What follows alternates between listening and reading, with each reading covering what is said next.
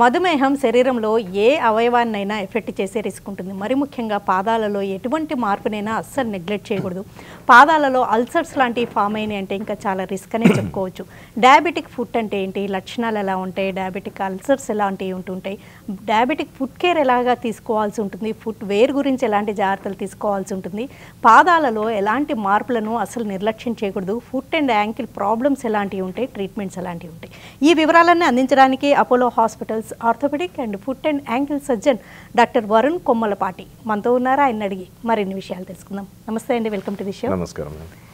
పాదాలలో మార్పులు అసలు నిర్లక్ష్యం చేయకూడదు, చాలాసార్లు లేటుగా గుర్తిస్తూ ఉంటారని ఎలాంటి మార్పులు మీరు ఎక్కువగా గమనిస్తూ ఉంటారు? డయాబెటిక్ పేషెంట్స్లో నరాలు అనేవి చచ్చుపడిపోతాయి. నార్మల్గా ఈ నరాలు చచ్చుపడిపోవడం వల్ల ఏమవుతుందంటే వాళ్ళకి స్పర్శ అనేది పోతుంది. పాదాల్లో స్పర్శ పోవడం వల్ల చిన్న చిన్న కట్స్ కానీ చిన్న చిన్న గాయాలు కానీ వాళ్ళకి అర్థం కావు. అవి మానక తర్వాత ఇన్ఫెక్ట్ అయ్యి చీమ్ బట్టి అడ్వాన్స్ స్టేజ్లో వచ్చినప్పుడే వస్తారు మన దగ్గరికి. సో ఐదర్ మనకి చాలా ఏళ్ళగా డయాబెటీస్ ఉన్నవాళ్ళు అప్పుడప్పుడు పాదాన్ని చెక్ చేసుకోవడం, వారానికి ఒకసారి 2-3 రోజులకు ఒకసారి, లేకపోతే వేరే వాళ్ళు వాళ్ళ ఫ్యామిలీలో వేరే వాళ్ళు ఎవరన్నా వాళ్ళకి కొంచెం హెల్ప్ చేసి ఎప్పటికప్పుడు దాన్ని నోటీస్ చేస్తూ ఉండడం ఇంపార్టెంట్. అలాంటి వాటిలో ఏమేమి నోటీస్ చేయాలంటే, ఫస్ట్ పాదంలో ఏమైనా కొత్తగా వాపు వచ్చిందా, ఏమైనా ఎర్రదనం ఉందా, ఎక్కడైనా ఖాళీ గోళ్ళ దగ్గర కానీ కింది వైపు కానీ, ఎస్పెషల్లీ కింది వైపు చూడరు ఎవరు, అది కనపడదు కాబట్టి కింద వైపు ఏమైనా పగుళ్ళు ఉన్నాయా, పుండ్లు ఉన్నాయా చూసుకోవాలి. ఒక ఫుట్ అండ్ యాంకిల్ సర్జన్గా మీరు అసలు ఎలాంటి సమస్యలు ఎక్కువగా చూస్తూ ఉంటారు? వాళ్ళందరికీ డయాబెటీస్ ఉంటున్నట్టుగా గమనిస్తున్నారా, వితౌట్ డయాబెటీస్ కూడా ప్రాబ్లమ్స్కి గురవుతున్నట్టుగా గమనిస్తూ ఉంటారు? వితౌట్ డయాబెటీస్ కూడా చాలా ప్రాబ్లమ్స్ వస్తాయి. కాకపోతే ఇవాల్టి టాపిక్ మనం డయాబెటీస్ మీద ఫోకస్ చేద్దాం ఎక్కువ. India is the diabetic capital of the world అంటారు కాబట్టి మనకి డయాబెటిక్ ఫుడ్ సమస్యలు కూడా చాలా ఎక్కువ.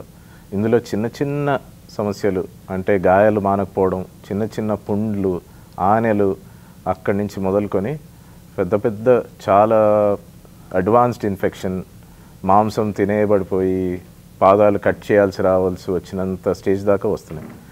దానికి తోడు ఇంకా కొన్ని సంక్లిష్టమైన ఇష్యూస్ ఉంటాయి. దాన్ని చార్కోట్ ఫుట్ అంటాం. అందులో మైనం కరిగినట్టు పాదంలో ఉండే బోన్స్, జాయింట్స్ అవి కరిగిపోయి కూలిపోయినట్టు అవుతాయి. ఫుట్ షేప్ మొత్తం మారిపోతుంది, ఆర్కిటెక్చర్ మొత్తం డిస్ట్రాయ్ అవుతుంది. ఓకే, అంటే మధుమేహం ఉన్న వాళ్ళకి, దీర్ఘకాలికంగా ఉన్న వాళ్ళకే ఈ సమస్య వస్తుంది అంటారా? అవును, మధుమేహం ఉండి నరాలు పాడైన వాళ్ళకి దాన్ని పెరిఫెరల్ న్యూరోపతి అంటాం. ఈ నరాలు చచ్చిపడిపోయిన వాళ్ళకే ఇలాంటి చార్కోట్ లాంటి సమస్యలు వస్తాయి. పుండ్లు అనేవి మామూలు వాళ్ళకి కూడా వస్తాయి. నరాలు చచ్చిపడిపోయిన వాళ్ళకి పుండ్లు వచ్చినప్పుడు ఏంటంటే వాళ్ళకి ఆ నొప్పి తెలియదు. నొప్పి తెలియక దానికి పెద్దగా వాళ్ళు అశ్రద్ధ చేస్తారు.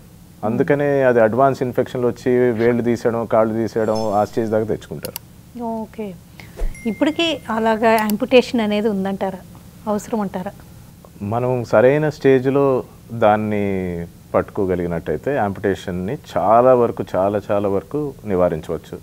నేను ఇంతకుముందు కింగ్స్ కాలేజ్ హాస్పిటల్ లండన్లో వర్క్ చేశాను. దానిలో మనకి యూరప్స్ బిగ్గెస్ట్ డయాబెటిక్ ఫుట్ క్లినిక్ అనేది. అన్ని యాంపుటేషన్ అడ్వైస్ అయిన కేసులే మా దగ్గరకు వస్తాయి.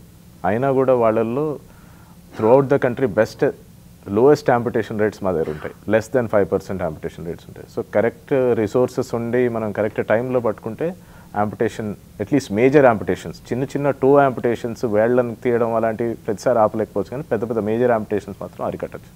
ఓకే, అంటే పెరిఫెరల్ న్యూరోపతి అనే కండిషన్లోనే ఎక్కువగా యాంపుటేషన్స్ జరుగుతాయని అనుకోవాల్సి ఉంటుందా? చెప్పవచ్చు. ఎందుకంటే వాళ్ళకి నొప్పి తెలియదు కాబట్టి ఎక్కువ అశ్రద్ధ చేసే ఛాన్సెస్ ఎక్కువ ఉంటాయి వాళ్ళల్లో. అండ్ పెరిఫెరల్ న్యూరోపతి డెవలప్ అయ్యేంత డయాబెటీస్ ఉంటే ఆల్రెడీ డయాబెటీస్ కూడా అడ్వాన్స్ స్టేజ్లో ఉన్నట్టు మనకి ఇండైరెక్ట్గా చేయదు. మధుమేహం అదుపులో ఉన్న రోజులు ఈ డయాబెటిక్ న్యూరోపతికి గురి కాకుండా కాపాడుకోవచ్చా? చాలా స్ట్రిక్ట్గా డయాబెటీస్ కంట్రోల్ చేస్తే ఆ న్యూరోపతి రాకుండా మనం చాలా వరకు కంట్రోల్ చేయొచ్చు. ఆల్రెడీ ఉన్న న్యూరోపతిని ఎక్కువ ప్రోగ్రెస్ కానివ్వకుండా చేయొచ్చు. ఈ న్యూరోపతి అనేదే కాకుండా మనకి వాస్కులోపతి అని కూడా ఉంటుంది. వాస్కులోపతి అంటే రక్తనాళాలు, ఇప్పుడు న్యూరోపతి అంటే నరాల బలహీనత. ఇది బేసిక్గా ఏమవుతుందంటే, ఈ షుగర్ అనేది బాడీ మొత్తంలో ఉన్న రక్తనాళాలని తుప్పు పట్టినట్టు చేస్తుంది. అది తుప్పు పట్టుకుపోయి మొత్తం బ్లాక్ అయిపోతాయి. మనకి హార్ట్ అటాక్ వస్తుంది. డయాబెటీస్ వాళ్ళలో హార్ట్ అటాక్ వస్తుందని అంటాం. అప్పుడు గుండెలో ఉన్న రక్తనాళాలు మూసుకుపోతే మనకి హార్ట్ అటాక్ వస్తుంది. దానికి స్టెంట్ లేయడమో బైపాస్ చేయడం చేస్తారు. మెదడులో స్ట్రోక్ వస్తుంది, పక్షవాతం వస్తుంది. అప్పుడు మెదడులో ఉన్న రక్తనాళాలు మూసుకుపోతే స్ట్రోక్ వస్తుంది. అలానే మనకి పైన తుప్పు పడినప్పుడు కింద పాదాల్లో కూడా తుప్పు పడుతుంది. పైన గుండెలో ఉన్న రక్తనాళాల కంటే పాదం దాకా వచ్చే రక్తనాళాలు ఇంకా సన్నగా ఉంటాయి, ముందే బ్లాక్ అయిపోతాయి. కాకపోతే అది మనకి లైఫ్ థ్రెటనింగ్ కాదు కాబట్టి మనకు గుండెకున్నంత అవగాహన లేదు చాలా మందికి. ఇప్పుడిప్పుడే మనకి చాలా కొత్త కొత్త ఫుడ్ క్లినిక్స్ అవన్నీ వచ్చి అవగాహన పెరుగుతుంది. సో ఈ తుప్పు పట్టినట్టుగా అయ్యే మూసుకుపోవడం వల్ల పాదంలో రక్త సరఫరా తగ్గిపోతుంది. ఈ నరాలకి కూడా రక్త సరఫరా అందాక నరాలు చచ్చిపడిపోయి న్యూరోపతి వస్తుంది. డయాబెటిక్ ఫుట్ వేర్ గురించి కూడా బాగా కేర్ఫుల్గా ఉండాలంటారు కదా, వాటి గురించి కూడా ఒకసారి చెప్తారా? ఎస్, డయాబెటీస్ న్యూరోపతిలో ఎస్పెషలీ 3 రకాల నర్వ్స్ ఉంటాయి మనకి. ఒకటి స్పర్శనిచ్చే నర్వ్స్, సెన్సరీ నర్వ్స్. అందులో మనకి స్పర్శ తెలుస్తుంది. ఇప్పుడు మనం రాళ్ల మీద కానీ ముళ్ళ మీద కానీ నడుస్తున్నాం అనుకోండి ఒక పార్క్లో, మనకి స్పర్శ అనేది ఉంటే ఆటోమేటిక్గా ఫుట్ అనేది ఇట్లాగా కంట్రాక్ట్ అవుతుంది, మనం పక్కకి వెళ్ళిపోతాం, చాలా నెమ్మదిగా అడుగు వేస్తాం. ఇప్పుడు స్పర్శ అనేది లేకపోతే రాళ్ల మీద కానీ ముళ్ళ మీద కానీ మనం దడమని ఎక్కువ ప్రెజర్ వేస్తాం. అది వేయడం వల్ల మనకి గాయాలు వచ్చే సూచనలు ఎక్కువ. అది కాకుండా మోటార్ నర్వ్స్ అని ఉంటాయి, ఆ కండరాలకి సప్లై చేసే నర్వ్స్. అవి వీక్ అవడం వల్ల ఇట్లాగా బిగుసుకున్నట్టు అవుతాయి, దీనివల్ల కూడా ప్రెజర్ ఏరియాస్ డెవలప్ అవుతాయి. మూడోది అటోనామిక్ నర్వ్స్, అంటే గ్రంథులకు సప్లై చేసే నర్వ్స్. అవి స్వెట్, ఆయిల్ గ్లాండ్స్కి సప్లై చేస్తాయి. బాగా మంచి సప్లై ఉన్నట్టయితే మనకి స్కిన్ ఇట్లా ఎలాస్టిక్గా ఉంటుంది. ఈ డయాబెటీస్ వాళ్ళకి ఆ స్కిన్ లెదర్ షూ లాగా, పేపర్ దోశలాగా ఉంటుంది, కొంచెం ఇట్లా అనగానే చిరిగిపోతుంది అది. సో అందుకనే మనకి చెప్పులు అనేది చాలా ఇంపార్టెంట్, ఫుట్వేర్, ప్రొటెక్టివ్ ఫుట్వేర్. వాళ్ళకి ఒకవేళ ఏమైనా వంకర్లు ఉన్నా, ఏమైనా డిఫార్మిటీస్ ఉంటే దానికి తగ్గట్టుగా దానికి ప్రెజర్ పడకుండా స్పెషల్ ఫుట్వేర్ తయారు చేపిస్తాం. కానీ ఆల్వేస్ వాళ్ళు ఫుట్వేర్తో ఉండడమే బెటర్ అంటారు. ఎస్, నేను ఇది కొంచెం బాగా అనిపించకపోవచ్చు, డయాబెటీస్ ఉన్నవాళ్ళు, న్యూరోపతి ఉన్నవాళ్ళు చెప్పులు లేకుండా నడిస్తే తర్వాత కాళ్ళు లేకుండా నడుస్తారు. అంటే ఇంట్లో ఇక సెంటిమెంట్స్ అని అట్లా అనుకోకుండా ఇక కంటిన్యూస్గా కొంతమంది ఎస్పెషల్లీ చూస్తే మనం గుడ్లకి వెళ్ళినప్పుడు రాతి గుడ్లు ఉంటాయి, మన ప్రదక్షిణాలు అవి చేస్తాము. ఇప్పుడు చిలుకూరు అట్లా వెళ్ళినా ఏదన్నా కూడా ఎనీ మేజర్ టెంపుల్ పిల్గ్రిమేజ్ తర్వాత చాలా మంది వస్తారు పేషెంట్స్ మనకి. అరుణాచలం గిరి ప్రదక్షిణ, అలాంటప్పుడు మరి రాళ్ళు గుచ్చుకోవడం అలాంటివి అది అన్ఫార్చునేట్లీ ఇట్లాంటి వాటిలో మనం అవాయిడ్ చేయడం 100% బెటర్. ఈ డయాబెటిక్ ఫుట్ వేర్ ఉంది, ఫుట్ కేర్ ఉంది, ఇంకా వాళ్ళకి వచ్చే సమస్యలు ఇలాంటి జాగ్రత్తలు తీసుకుంటే పోస్ట్ పోన్ చేయగలుగుతూ ఉంటారా? ఎస్, డెఫినెట్గా, మోస్ట్ డెఫినెట్లీ. మేము ఆపరేషన్ చేసిన తర్వాత కూడా ఇకపైన సమస్యలు రాకుండా ఉండడానికి తప్పకుండా ఫుట్వేర్ అనేది చాలా ఇంపార్టెంట్. అది కస్టమైజ్డ్ ఫుట్వేర్. కొంతమందికి కస్టమైజ్డ్ ఫుట్వేర్ అవసరం లేదు, కానీ కొంతమందికి ఎవరికైతే డిఫార్మిటీస్ అంటే కాళ్ళు వంకర బోడాలు అలాంటి ఉన్న వాళ్ళకి మెత్తగా ఉండేది, ఎక్కడ లెదర్ లేకుండా చర్మం అది మొత్తం ఫుట్లో ఎక్కడ టచ్ అయినా కూడా మనకి పగుళ్ళు రాకుండా, తెగులు రాకుండా స్పెషలైజ్డ్ ఫుట్వేర్ ఉంటాయి. ఆ స్టిచ్చెస్ కూడా సాఫ్ట్గా ఉండేవి. ఇప్పుడు ఆ కుట్లు కూడా ఏదైతే ఉంటాయో షూ లోపల అది కూడా రాసుకోకుండా ఎక్స్ట్రీమ్లీ సాఫ్ట్గా, స్మూత్గా ఉంటాయి. వీటిలో చాలా రకాలు. మేము కూడా కొత్త కంపెనీలు వచ్చినా ఏది పడితే అది వాడడం, అన్నీ చెక్ చేసుకొని మేము పేషెంట్స్కి అడ్వైజ్ చేస్తాం. ఇవి ఓకే. ఈ డయాబెటీస్ ఉన్న వాళ్ళు అసలు ఎలాంటి కేర్ తీసుకుంటూ ఉంటే ముందు నుంచే ఇలాంటి సమస్యలకు దూరంగా ఉండవచ్చు అంటారు? అంటే దీర్ఘకాలికంగా డయాబెటీస్ ఉండడం ఒకటి, ఒక్కొక్కసారి ఏమో జస్ట్ రీసెంట్ టైమ్స్లోనే డయాగ్నైజ్ అవ్వడం, వాళ్ళకి రేంజ్లో లేకపోవడం, ఇలాంటివి కూడా ఉంటుంటాయి. ఏది ఎక్కువగా ప్రమాదకరంగా భావిస్తూ ఉంటారు? ఎలాంటి సజెషన్స్ చేస్తుంటారు? Number 1, sugar is the number 1 killer అండి. షుగర్ అంటే మనం ఓన్లీ యాడెడ్ షుగర్ ఎస్, మనం ఇక్కడ మన కల్చరలీ మనం కాఫీలో కానీ టీలో కానీ స్వీట్స్ తినడం కానివ్వండి, మనం చాలా యాడెడ్ షుగర్ కన్జ్యూమ్ చేస్తాం. అది కాకుండా సైలెంట్గా కూడా మనం షుగర్ చాలా రకాలుగా కన్జ్యూమ్ చేస్తాం. మనం ఫ్రూట్ జ్యూసెస్ కానివ్వండి, ఫ్రూట్ అనేది మొత్తం హోల్ ఫ్రూట్ తినడమే బెటర్, ఎందుకంటే దానిలో పీచు పదార్థం ఉంటుంది కాబట్టి గ్లూకోజ్ అనేది నెమ్మదిగా రిలీజ్ అవుతుంది. అది కాకుండా క్యాన్ జ్యూసెస్ అవన్నీ కూడా they are not exactly healthy, చాలా హై షుగర్ లెవెల్స్ ఉంటాయి. మైదా పదార్థాలు, మైదా తింటే మనం ఆల్మోస్ట్ షుగర్ తిన్నట్టే, అందులో కూడా చాలా షుగర్ లెవెల్ ఎక్కువ ఉంటుంది. Processed food, biscuits, pizzas and all these బాగా త్వరగా అరిగిపోతే షుగర్ లెవెల్ చాలా ఈజీగా షూటప్ అవుతుంది మనకి. ఎక్కువగా ఈ సమస్యలు మెన్లో చూస్తుంటారా? అలా అనేం లేదండి, men and women all across. ఇప్పుడు ఈ మధ్య యంగర్ పేషెంట్స్ కూడా చాలా ఇదిగా చూస్తున్నాం. 30 years 35 year old people, only 3-4 years నుంచి డయాబెటీస్ ఉండి కూడా చాలా కాంప్లెక్స్ ప్రాబ్లమ్స్ చూస్తున్నాం. కొంతమందికి స్టెంట్స్ కూడా పడుతున్నాయి. నేను చదువుకున్న మెడికల్ కాలేజ్లో నా బ్యాచ్మెంట్ ఒక ఆయనకి 28 ఏళ్లకే హార్ట్ స్టెంట్ పడింది. ఇంకా వాళ్ళకి కొంచెం స్టెంట్స్ ఉన్నాయంటేనే రక్తనాళాల సమస్య ఉంది కాబట్టి ముందు నుంచే జాగ్రత్తగా ఉంటే బెటర్ అంటారు. డెఫినెట్గా డయాబెటీస్ ఉండి అంటే సిఐడి లాంటి సమస్యలు డయాగ్నైజ్ అయిన వాళ్ళు ఇంకా కేర్ఫుల్గా కంట్రోల్లో ఉంచడం ఇంపార్టెంట్ అంటారు. ఇంకా ఫుట్ అండ్ యాంకిల్ సర్జరీలో అంటే నవ్వేడేస్ వచ్చిన లేటెస్ట్ డెవలప్మెంట్స్ ఏంటంటారు? లేటెస్ట్ డెవలప్మెంట్స్లో ఒకటి ఎంఐఎస్ అని అంటాం, మినిమలీ ఇన్వేజివ్ సర్జరీ అని. మినిమలీ ఇన్వేజివ్ సర్జరీ అన్ని రకాల ఫీల్డ్స్లో ఉంది. ఫుట్లో లాస్ట్ 4-5 ఏళ్ళగా బాగా ఎక్కువ ఇంపార్టెన్స్ గెయిన్ చేసింది. ఎందుకంటే మనకి హిప్లో కానివ్వండి, మోకాల్లో కానివ్వండి బాగా ఫ్లెష్ ఉంటుంది, దాని చుట్టూ అంతా మాంస కండరాలు ఎక్కువ ఉంటాయి. ఫుట్లో మనకి జస్ట్ చర్మము, కండరాలు, బోన్ అంతే. సో మేము ఫుట్ సర్జరీస్ కొంచెం మేజర్ సర్జరీస్ చేసినప్పుడు గాయాలు మానడానికి అట్లాగా టైం ఎక్కువ తీసుకుంటాయి. పెద్ద పెద్ద సర్జరీ చేసినప్పుడు పెద్ద కోసినప్పుడు అవి గాయాలు మానడానికి ఎక్కువ టైం తీసుకుంటాయి. అవి గాయాలు మానే కాంప్లికేషన్స్, వూండ్ హీలింగ్ కాంప్లికేషన్స్ అనేవి ఎక్కువ ఉంటాయి అన్నమాట. కాకపోతే ఒక చిన్న స్టాబ్ ఇన్సెషన్, ఇంతటి చిన్న కీహోల్ ఇన్సెషన్లో నుంచి మేము కొన్ని బోన్స్ని కట్ చేయడం కానీ అలాంటివి మనకి కొత్త పరికరాలు వచ్చినాయి. దాన్ని మినిమల్ ఇన్వేజివ్ సర్జరీ అంటాం. I'm trained in the minimal invasive surgery. చాలా పెద్ద ఆపరేషన్స్ కూడా ఈ చిన్న కట్స్ తోటి మనం చేసేసి పెద్ద గాయాలు లేకుండా, వూండ్ కాంప్లికేషన్స్ లేకుండా we are able to do a lot of things. Okay, మీరు ఇందాక చెప్పారు చార్కోట్ ఫుట్ అని, అంటే ఏంటి అసలు ఎగ్జాక్ట్గా?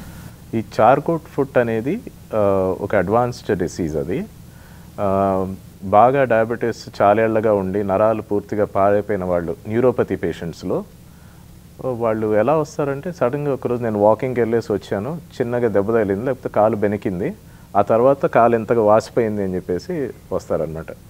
సో ఇందులో ఏమవుతుందంటే ఈ నరాలు కొంచెము అబ్నార్మల్గా బిహేవ్ చేస్తాయి. మన బాడీ మీద మన బాడీయే ఆటం బాంబ్ వేసుకున్నట్టు వేసిపోయి నరాలు ఓవర్గా రియాక్ట్ అయ్యి చిన్న దెబ్బలకి, చిన్న బెనకడాలకి కూడా ఓవర్గా రియాక్ట్ అయిపోయి బోన్స్ని కరగదీసేస్తాయి. ఆ బోన్స్ అనేవి కరగదీసినప్పుడు మనం క్యాండిల్ వెలిగినప్పుడు కొవ్వొత్తి వెలిగించినట్టు ఇట్లా వ్యాక్స్ కరిగిపోయినట్టుగా ఫుట్లో బోన్స్ కూడా కరిగిపోతాయి. అది కరుగుతున్న స్టేజ్లో స్టేజ్ 0 స్టేజ్ 1లో మనం పట్టుకున్నట్టయితే, దాన్ని పట్టుకొని కరెక్ట్గా ట్రీట్ చేసినట్టయితే ఆ ఫుట్ స్ట్రక్చర్ కొలాప్స్ కాకుండా మనం దాన్ని కాపాడవచ్చు. చాలాసార్లు ఏమవుతుందంటే వాళ్ళు ఫిజిషియన్ దగ్గరికి వెళ్తారు, ఫిజిషియన్ దీన్ని సెల్యులైటిస్ అంటారు. సెల్యులైటిస్ అనేది డయాబెటీస్లో చాలా కామన్ ఇన్ఫెక్షన్, చర్మానికి సంబంధించిన ఇన్ఫెక్షన్. అందులో కాలు ఇంతలావును వాస్తుంది. కానీ చాలాసార్లు ఆ సెల్యులైటిస్కి ఈ చార్కోట్ ఎర్లీ స్టేజెస్కి డిఫరెన్స్ కనుక్కోవడం కష్టం, అది అవగాహన లేకపోతే. మనం సస్పెక్ట్ చేయాలి ఇది చార్కోట్ కూడా కావచ్చు, చార్కోట్ అవునా కాదా అని మనం సస్పెక్ట్ చేసి దానికి తగిన స్కానింగ్ చేపిస్తేనే అప్పుడు మనకు తెలుస్తుంది. చార్కోట్ని నిర్ధారించే పరీక్ష అంటే ఎక్స్రేసేనా? ఎర్లీ స్టేజ్లో ఎక్స్రేలో కూడా చేంజెస్ తెలియదు మనం, చాలా సటిల్ చేంజెస్ ఉంటాయి. దానిలో ఎంఆర్ఐ స్కాన్ ఒకటి చేయొచ్చు, ఇంకా ఎర్లీ స్టేజ్లో స్పెక్ట్ సిటీ స్కాన్ అనేది చేయొచ్చు. కానీ చాలాసార్లు క్లినికల్ సస్పిషన్ అంటే ఈ పేషెంట్కి డయాబెటీస్ ఉంది, నరాలు పనిచేయట్లేదు, న్యూరోపతి ఉంది అని ఒకవేళ నా దగ్గరికి వస్తే అది ప్రూవ్ కాకున్నా కూడా నేను దాన్ని చార్కోట్లానే ట్రీట్ చేస్తాను. ఎందుకంటే అది మనం మిస్ అయితే వచ్చే విపరీత పరిణామాలు చాలా ఎక్కువ. అంటే అప్పుడు ఎలాంటి ట్రీట్మెంట్ ఉంటుందంటారు? అంటే అప్పుడు ఒకవేళ కాలు బాగా వాపు ఉండి దాంట్లో టెంపరేచర్ చేంజెస్ ఉంటాయి, కొన్ని స్పెషల్ కట్లు ఉంటాయి, దాన్ని టోటల్ కాంటాక్ట్ కాస్ట్ అంటాం. అది వేసేసి మనం పేషెంట్ని నడవనీయకుండా కాపాడుకుంటాం.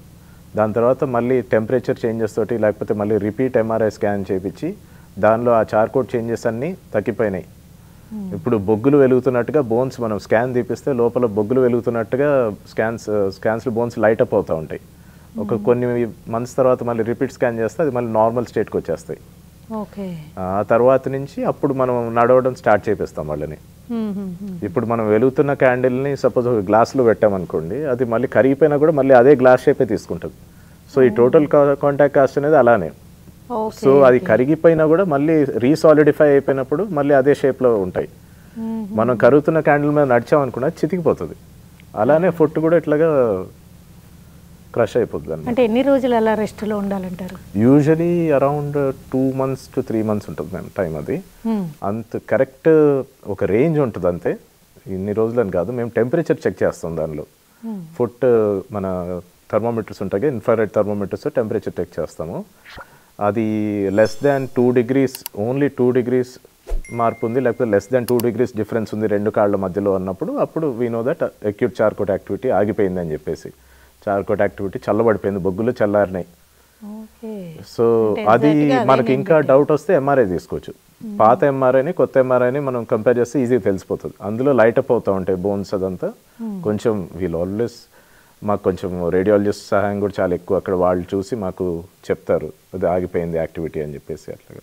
ఓకే, 2-3 months రెస్ట్, ఈ ట్రీట్మెంట్ తోటి ఇంకా వాళ్ళ బోన్స్ నార్మల్సీకి వచ్చేస్తాయా? ఇది ఎర్లీ స్టేజ్లో పట్టుకుంటే. చాలా మంది ఏంటంటే ఎర్లీ స్టేజ్ అయిపోయి బోన్స్ కూలిపోయి కిందకంతా అయిపోయి పుండు పడిన తర్వాత ఆ బోన్స్ కిందకి వెళ్ళిపోయి షార్ప్గా చర్మంలోంచి గుచ్చుకొని ఆ ప్రెషర్ ఏరియాస్లో పుండు పడుతుంది. ఆ పుండు పడి ఒక్కోసారి బయట వరకే ఉంటుంది పుండు, ఒకసారి మనకు ఇన్ఫెక్షన్ బోన్ దాకా వెళ్ళిపోతుంది. ఇన్ఫెక్షన్ బోన్ దాకా వెళ్ళినప్పుడు అది ఇంకా చాలా అడ్వాన్స్డ్గా అవుతుంది. అంటే డయాబెటిక్ ఫుట్ అల్సర్స్లో ఒక ప్రధానమైన కారణం ఈ చార్కోట్ అంటారా? చార్కోట్ చాలాసార్లు అంటే చాలామంది ఇది అంత ప్రివలెంట్ కాదు, చాలా రేర్గా వస్తుందని అనుకుంటున్నారు, కానీ లేదు, మనకి ఇండియాలో డయాబెటీస్ చాలా ఎక్కువగా ఉంది. చాలా చార్కోట్ కేసులు చూస్తున్నాం. మేము చూసినా కూడా మిస్ అయిన కేసులు కూడా చాలా ఉంటున్నాయి. వేరే ఇతరత్ర డాక్టర్ల దగ్గర వాళ్ళకి అవగాహన లేకపోవడం వల్ల అసలు ఇది చార్కోట్ అని తెలియకుండా కూడా చాలామంది సంవత్సరాలు వెళ్ళిపోతున్నారు. కానీ డయాబెటిక్ ఫుట్ అల్సర్స్ చూడడానికి చాలా అంటే భయంకరంగానే ఉంటాయండి. అంటే అప్పుడు దాకా ఎందుకు గుర్తించలేరు, ఎట్లా నెగ్లెక్ట్ చేస్తుంటారు, ఏమవుతుందంటే? నొప్పి లేదు కదండి. నొప్పి మనకి మామూలుగా నొప్పి ఉంటేనే మనం డాక్టర్ హెల్ప్ తీసుకుంటాం. ప్లస్ మిస్ఇన్ఫర్మేషన్, ఎక్కడో లోకల్ క్లినిక్లో చూపించుకుంటారు, వాళ్ళు ఏదో డ్రెస్సింగ్ చేస్తూ ఉంటే తగ్గిపోతుంది అని చెప్పేసి అంటారు. ఆ చిన్న డ్రెస్సింగ్లో కూడా చిన్న టెక్నిక్స్ ఉంటాయి. వాటిలో ఇది ఊరికనే ఇన్ఫెక్షనా లేకపోతే కింద బోన్ వంకర పోయి అది హీల్ అవ్వట్లేదా, ఒకసారి మనకు ఒత్తిడి అనేది ఉంటే ఆ ఒత్తిడిని మనం తీసేదాకా అది హీల్ అవ్వదు. మనకి బిల్డింగ్లో పైన ఇప్పుడు నీరు చేరుతూ ఉన్నాయి అనుకుంటే అది ఫౌండేషన్ కొంచెం కుంగి మనకి లప్పం ఊడుతున్నట్టుగా అనిపిస్తుంది. మనం ఉట్టి లప్పని ప్లాస్టర్ చేస్తే అది మళ్ళీ ఊడుతూ ఉంటుంది. మనం ఆ ఫౌండేషన్ దాన్ని కరెక్ట్ చేస్తే కానీ, లోపల ఉన్న స్ట్రక్చర్ని కరెక్ట్ చేస్తే కానీ బయట మనకి that is where I come in. ఇప్పుడు సపోజ్ లప్పం అదంతా జనరల్ సర్జన్ ప్లాస్టిక్ సర్జన్ అంటే నేను మేస్త్రిని, సో నేను ఫౌండేషన్ కాలమ్స్ బీమ్స్ అదంతా నేను చూసుకుంటాను. వాటర్ ఫ్లో, మనకి ఇంటికి వాటర్ ఫ్లో కావాలంటే వాళ్ళు వాస్కులర్ సర్జన్స్, రక్త సరఫరా వాళ్ళు. సో అట్లాగా హౌస్ ఎలక్ట్రిక్ అంటే న్యూరాలజిస్ట్ అట్లాగా. అయితే ఇప్పుడు ఈ బోన్స్ ఏమన్నా కరిగిపోయినాయి కొంచెం గుర్తించారు, వాటికి ఇంకేమన్నా ఆల్టర్నేట్గా ఏమన్నా పెట్టడం కానీ అలా ఏమన్నా కుదురుతుందంటారు? వీటిలో స్టేజెస్ ఉంటాయి. కొంతమందికి మనకి పాత వంతెనలు లేకపోతే బ్రిడ్జెస్ కొంచెం కూలిపోయినా కూడా ఇంకా వాడుకునే స్థితిలో ఉంటాయి. మనం ఏంటంటే హెవీ వెహికల్స్ వెళ్ళనీయకుండా మనం చూసుకుని ఆ బ్రిడ్జెస్ని చాలా ఏళ్ళు వాడతాం. అలాగా స్టేబుల్ చార్కోట్ అంటాం. కొంచెం అది కొలాప్స్ అయినా కూడా స్టేబుల్గా కొలాప్స్ అయి ఉంటుంది. వాటిని స్పెషల్ ఫుట్వేర్ తోటి దాన్ని కాపాడుకొని చేయొచ్చు. అన్స్టేబుల్ చార్కోట్ లేకపోతే దేనికైతే షూ మనం వేయలేము అలాంటి డిఫార్మిటీస్లో మనం సర్జరీ చేసి దాన్ని మొత్తం మళ్ళీ రీకన్స్ట్రక్షన్ అనేది చేస్తాం. చార్కోట్ ఫుట్ రీకన్స్ట్రక్షన్ అనేది చేస్తాం. ఇది చాలా కాంప్లికేటెడ్ ప్రొసీజర్స్. వీటిలోనే మేము ట్రైన్ అయ్యాం. We have trained at King's college hospital for this and we already been doing this. మేము ఈ కేసెస్ చాలా ఏళ్ళగా అపోలోలో చేస్తూ ఉన్నాం and we are continuing to do that as well. అంటే బరువు పడే బోన్స్ కాబట్టి యాంకిల్లోని బోన్సే ఎఫెక్ట్ అవ్వడం గమనిస్తున్నారా ఇప్పుడు? అవును, ఇది మనం పాదాల మీదే నించుంటాం కాబట్టి దీని మీదే ఎక్కువ సమస్యలు వస్తాయి. వేరే చోట సమస్యలు రాదని కాదు, ఇది major problem.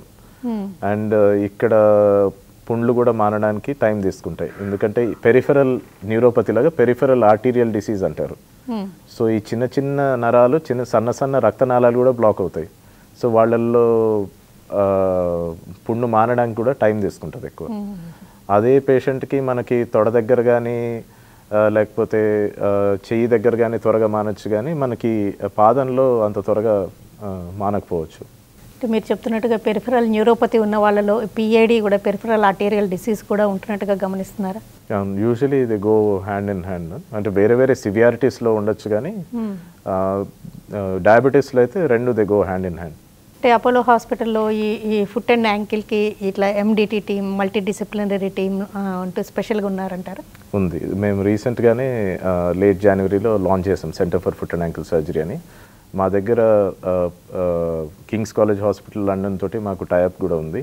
So we have what is called as a multi disciplinary team and multi disciplinary team meetings. ఈ కొత్త కేసెస్ అన్నీ కూడా మేము వాళ్ళతో కింగ్స్ కాలేజ్ హాస్పిటల్ వాళ్ళతో కూడా డిస్కస్ చేసి ఒక పకడ్బందీ ప్రణాళికలాగా చేసి ఒక్కొక్క కేసుని డిస్కస్ చేసి చేస్తాం మేము కాంప్లెక్స్ కేసెస్కి. ఎప్పుడైనా ఈ ఫుడ్ తీసేసినప్పుడు వాళ్ళు లైఫ్ తర్వాత ఎలా మేనేజ్ చేస్తుంటారు? మీరు ఎలాగ వాళ్ళని యాక్టివ్గా ఉంచేటట్టు చేస్తారు? ఇప్పుడు మనకి చాలా అడ్వాన్స్డ్ ప్రాసెసెస్ అనేవి వచ్చినాయి. పెట్టుడు కాళ్ళు దాన్ని ఇంగ్లీష్లో ప్రాసెసెస్ అంటాము. ఒకవేళ కాలు తీసేసినా కూడా అదేమి ఎండ్ ఆఫ్ లైఫ్ కాదు. యాక్చువల్లీ చాలాసార్లు processes they ten to do very well. Especially మోకాలు కింది భాగం బిలోని యాంపుటేషన్ అయిన వాళ్ళకి వెరీ గుడ్ ఆర్థోసిస్ ప్రాసెసెస్ ఉన్నాయి. వాళ్ళు దాంతో చాలా బాగా లైఫ్ లీడ్ చేయగలుగుతారు. కొంచెం స్టార్టింగ్ స్టేజ్లో మనకి ఆ మెంటల్ బ్యారియర్ అనేది ఉంటుంది. అండ్ కాస్త కండరాలు అవన్నీ కూడా వీక్ అయిపోయి చాలా రోజులు బెడ్ రిడన్ ఉన్న వాళ్ళు కాబట్టి కాస్త ఫిజియోథెరపీ అండ్ రీహాబిలిటేషన్ బాగా చేస్తే they can definitely have very good life. కానీ ఎవరికైనా ఏదైనా యాంపుటేట్ చేస్తున్నారు, చిన్న వేలు తీసేస్తున్నారంటేనే చాలా బాధ ఉంటుందండి. దాన్ని ఏ విధంగా పోస్ట్ పోన్ చేద్దామా, ఏ విధంగా అవాయిడ్ చేద్దామా, లేకపోతే ఇంకా కొంతమంది డాక్టర్స్ షాపింగ్ చేద్దామా అని ఆలోచిస్తుంటారు. వాళ్ళకి మీరేం చెప్తుంటారు? అంటే కొన్ని స్టేజెస్లో మనం యాంపుటేషన్ని కాకుండా కాపాడచ్చు డెఫినెట్గా. కొన్ని 50-50 స్టేజెస్ ఉంటాయి. కొన్ని డెఫినెట్ యాంపుటేషన్ కేసెస్ ఉంటాయి. అవి ఆ 50-50గా ఉన్నప్పుడు కొంచెము డెసిషన్ మేకింగ్ ఇలా కావచ్చు మనకి. ఇవన్నీ బ్లాక్ అండ్ వైట్గా ఉండవు. There is black, there is white and there is a lot of grey in between. ఈ గ్రే ఏరియాలో చాలా ఉంటాయి. మనం ఎవరికి ఈ పాదం మిగులుతుంది లేకపోతే వేలు మిగులుతుంది, ఎవరికి మిగలదు అనేది చెప్పడం కొంచెం కష్టమే. ఎందుకంటే చాలా ఫ్యాక్టర్స్ ఉంటాయి. బ్లడ్ ఫ్లో ఫ్యాక్టర్ ఉంటుంది, ఇన్ఫెక్షన్ ఫ్యాక్టర్ ఉంటుంది, ఎంత మాంసం పోయిందని ఉంటుంది. వీటికి కొన్ని స్కోరింగ్ సిస్టమ్స్ ఉంటాయి. ఈ స్కోరింగ్ సిస్టమ్స్ యూజ్ చేసుకొని వీళ్ళు డెఫినెట్ యాంపుటేషనా, డెఫినెట్ లింబ్ సాల్వేజా, ఇన్ బిట్వీన్ అనేది ఉంటుంది. సో మనం అది చెప్తాం పేషెంట్కి. చెప్పి అలాగా చాలా అంటే వీటిలో చాలా వరకు మానసికంగా కూడా మా సపోర్ట్ అనేది చాలా ఇంపార్టెంట్ పేషెంట్కి. చాలాసేపు టైం తీసుకొని మాట్లాడి వాళ్ళు రోజు ఏమేమి పనులు చేస్తారు, ఏమేమి పనులు చేయకూడదు, దీనికి ఎలా మార్పు చేర్పులు చేసుకోవచ్చు, ఎలా కూర్చోవాలి, ఎలా నుంచోవాలి, ఇవన్నీ కూడా మేము చాలా టైం తీసుకొని చెప్తాం మేము. అంటే డిలే చేసే కొద్దీ ఇంకా ఇన్ఫెక్షన్ ఎక్కువ స్ప్రెడ్ అవ్వడం, ఇంకా ఎక్కువ భాగం తీసేయడం అలా కూడా జరుగుతుంది అంటారా? ఎస్, మనకి హార్ట్ అటాక్ లాగానే there is an entity called diabetic foot attack. వీటిలో కొన్ని రకాల బ్యాక్టీరియా ఎలా అంటే దొండగుల్లాగా చాలా రోజులు అలానే ఉండిపోతాయి. కొన్ని రకాల బ్యాక్టీరియా అంటే చాలా అగ్రెసివ్గా చాలా ఫాస్ట్గా స్ప్రెడ్ అవుతాయి. మీరు 1 డే లేకపోతే హాఫ్ అ డేలో కూడా అది తినేసుకుంటూ వెళ్ళిపోతుంది. ఈ డయాబెటిక్ ఫుట్ అటాక్ అనేది అలాంటి టైంలో చాలా ఫాస్ట్గా మనం సర్జరీ చేయాల్సిన అవసరం ఉంది. మనం మందులతోటే అరికట్టలేము. మనం లోపల నుంచి మందులు ఇస్తాం, బయట నుంచి కత్తితో కూడా చేయాలి. స్టిచ్ ఇన్ టైం సేవ్స్ 9 అన్నట్టు, కట్ ఇన్ టైం సేవ్స్ 9 కూడా. ఎప్పుడైనా ఇలాంటిది ఇన్ఫెక్షన్ సెప్సిస్కి గురయ్యే రిస్క్ ఉంటుందంటారా? Yes, most definitely so. ఇది మనం చాలా వరకు ఇది ఓన్లీ లింబ్ సేవింగ్ సర్జరీ కాదు, లైఫ్ సేవింగ్ సర్జరీ కూడా. ఎందుకంటే ఇన్ఫెక్షన్ అనేది ఒకసారి బ్లడ్లో పాకి సెప్సిస్ అవుతే వాళ్ళకి ఆల్రెడీ వీక్గా ఉన్నవాళ్ళు, హార్ట్ ప్రాబ్లమ్స్, లంగ్ ప్రాబ్లమ్స్, వేరే ఇతరత్ర కిడ్నీ ప్రాబ్లమ్స్ ఉన్నవాళ్ళు జస్ట్ అలా ఆన్ ది ఎడ్జ్ ఉంటారు. Anything can just push them over the edge. So we have to, that is why మనకి షుగర్ ఎక్కువ ఉంది, తక్కువ ఉంది, వాళ్ళు మందులు వాడుతున్నారు, ఇవన్నీ ఎమర్జెన్సీ సర్జరీస్. మనం అంతగా ప్లాన్ చేసుకుని చేసేవి కాదు. ఇలాంటి స్టేజ్లో ఉన్నప్పుడు వెంటనే చేసేస్తాం. ఓకేనండి. డాక్టర్ వరుణ్ కొమ్మలపాటి గారు, డయాబెటిక్ ఫుట్ అంటే ఏంటి, అసలు ఫుట్ అండ్ యాంకిల్ సర్జరీస్ ఎప్పుడు అవసరం అవుతుంటాయి, డయాబెటీస్ ఉన్న వాళ్ళు ఎలాంటి జాగ్రత్తలు తీసుకోవాల్సి ఉంటుంది, ఎలాంటి మార్పులని ఫుట్లో మరి పాదాలలో ఎలాంటి మార్పులను అస్సలు నిర్లక్ష్యం చేయకూడదు, అండ్ ట్రీట్మెంట్స్లో వచ్చిన మినిమల్ ఇన్వేజివ్ సర్జరీస్ కానీ అండ్ ఆ ట్రీట్మెంట్స్లో వచ్చిన అడ్వాన్సెస్, ఈ వివరాలని అందించినందుకు thanks. Thank you so much.